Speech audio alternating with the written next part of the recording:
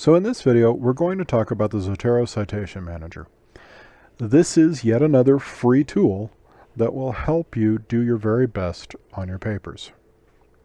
To find it, we're going to scroll down here to Zotero Citation Manager and once again click through.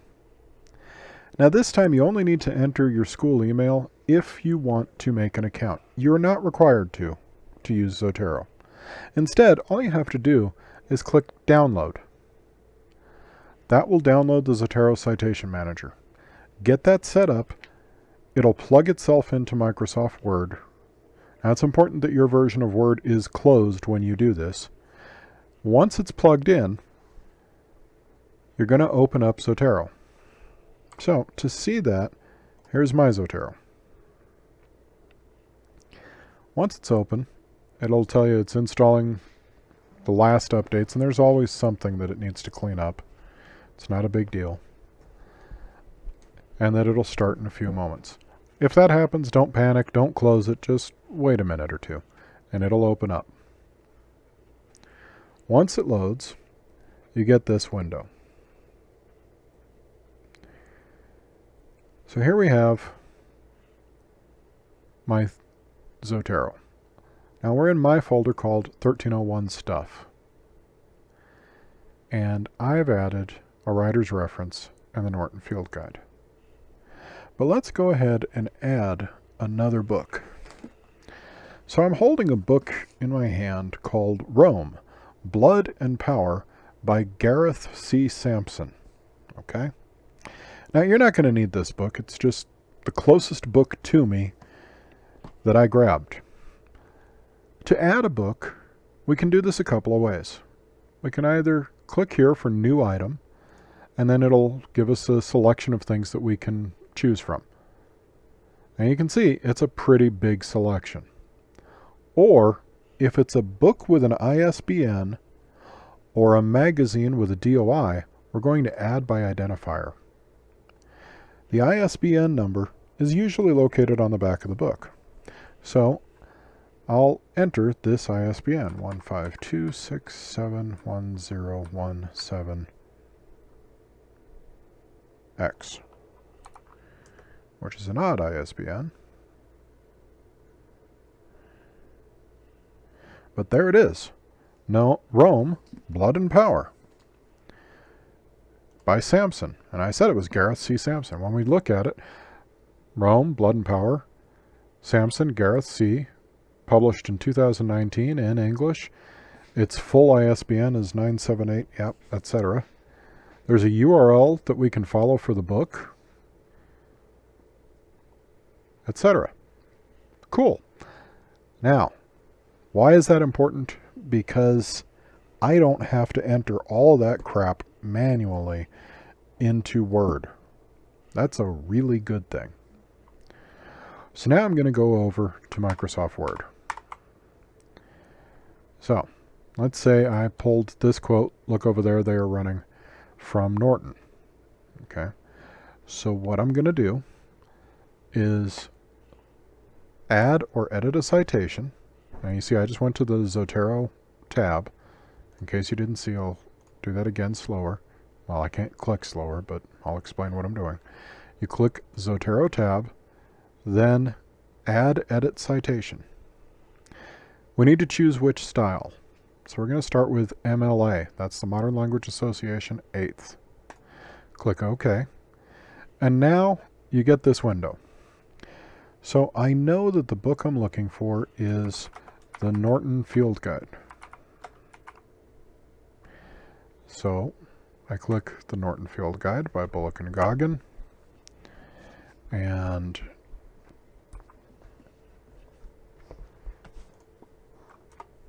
I can edit that so that I can tell my reader what page it's on by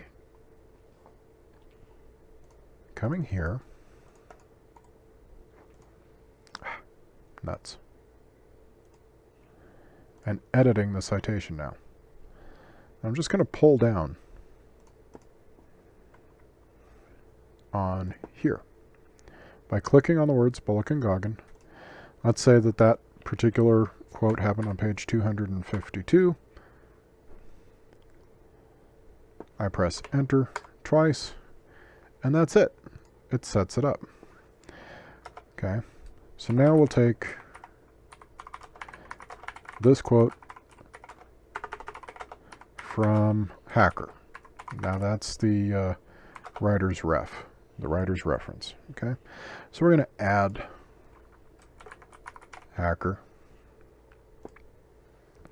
and that's going to be on page 15. Why not? And press period. And then finally, we add this quotation from the book about Rome. And I add edit citation. I know that's by Samson. And I need the page number, so that's going to be page 155. Press enter twice, press period, and there it is. I have in-text citations already made for me. Now if I press Control, Shift, and Enter, I go to a new page. When I press Control E, that centers my cursor, and I can type works cited. Pressing enter once and returning returning it back to the left side, I then press Add Edit Bibliography. Now you'll notice that I used them in order: Bullock, Hacker, Samson. And they appear down here, Bullock, Hacker, Samson. Well, that's cool and all. But what if I now use an author who has a last name higher up the alphabet than any of them? Okay.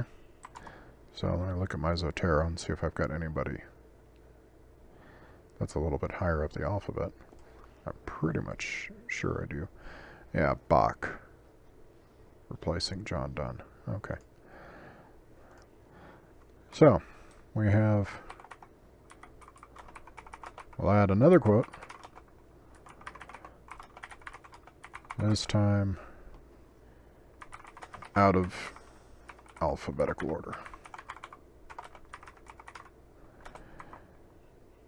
Oops, don't need to open that. And we add edit citation, BACH, replacing John Donne, Bach, and that was on page 2, 3, whatever. And press period. Okay, so now Bullock, Hacker, Samson, Bach. Now, if Zotero wasn't very good program, it would have it in that order down here. But instead, it moved it so that Bach comes first, then Bullock, then Hacker, then Samson, because your works cited must be in alphabetical order by the last name of the first author. And it does that for you automatically. Now, what happens if I choose to remove something? Okay, well, if I remove this entire sentence complete with its quotation and then press refresh. Now we have Bach, Hacker, and Samson. Bullock and Goggin are gone. And if I decide this whole thing was trash and I don't want any of it, I press delete, hit refresh, and now my works cited still has everything in it. Well, I just broke Zotero. Don't do that. That was one of those times where you should not do what I just did. It was an experiment and it failed. Anyway, you can delete one and not have to retype everything because it will refresh properly. You saw that. You can't delete everything apparently. But that's more my fault than the program's fault. So, that's your brief introduction to Zotero. Now, why should you care? Because when you start doing papers that require references, this will make your life easier because it knows every single style and you don't have to memorize them. So that's it. Your next task is to do this week's discussion board. So let's find that. by coming back over here. Your discussion board is over here under homework and quizzes. Go to the discussion board, click on it, click on introductions, and start it. When you're ready to start working on your narrative, go to Major Assignments, click Narrative Essay, and start. Here are all your instructions. Okay? If you have any questions whatsoever, please email me. And again, the quickest way to find my email address is right here in your syllabus. Any questions whatsoever, I'll be happy to help you out. I will try to answer all emails within 24 hours. Now, I can't promise that that will always happen. Sometimes I'll be swamped by grading, or my other parts of my professional or personal life may rear their ugly heads. But I will do my best to get back to you within 24 hours, usually quicker. Y'all have yourselves a great day, and remember to do the discussion.